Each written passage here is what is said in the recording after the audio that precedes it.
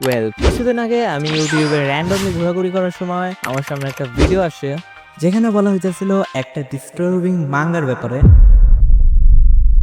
প্রথমে আমিও তোমাদের মতো ভাবতেছিলাম একটা মাঙ্গার কতই বা ডিস্টার্বিং হইতে পারে, রাইট? ওয়েল, আই ওয়াজ রং।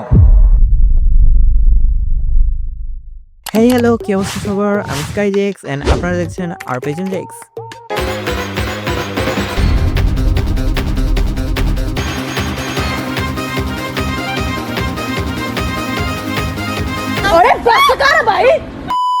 অনেক তাড়াতাড়ি ভিডিও দিলাম, রাইট? তোমরা আমার মিস করছো না? কি করো নাই?